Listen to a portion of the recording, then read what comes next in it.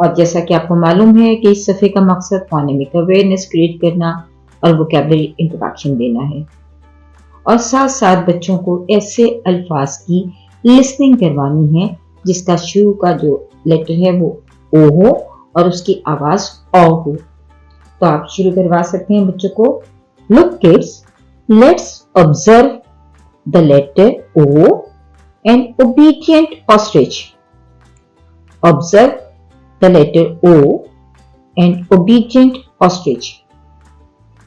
फिर आप लेटर ओ को बोर्ड पर लिख लीजिए या किताब से दिखाइए, बच्चों को बताइए this is letter O, the name of the letter is O and the sound is O. Name of the letter is O and the sound is O.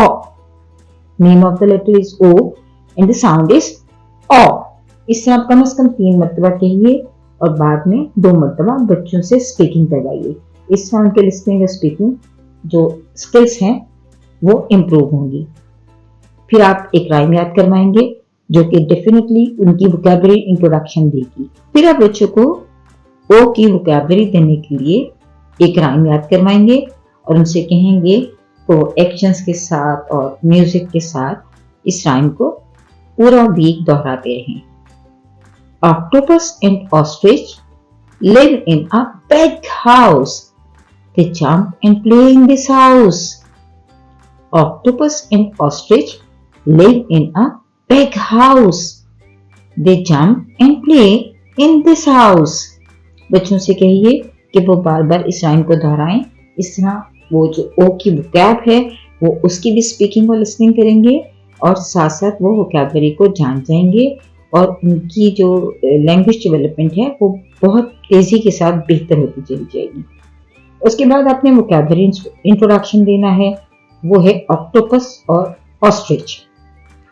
This is octopus, this is ostrich। Octopus, ostrich, octopus, ostrich। The beginning sound of both words is o, o, o octopus, o octopus, o ostrich, o ostrich। इस तरह बच्चों को letter sound, letter name और vocabulary इस page की मदद से हमने बच्चों को सिखाई और पेज नंबर 70 मुकम्मल कर लिया।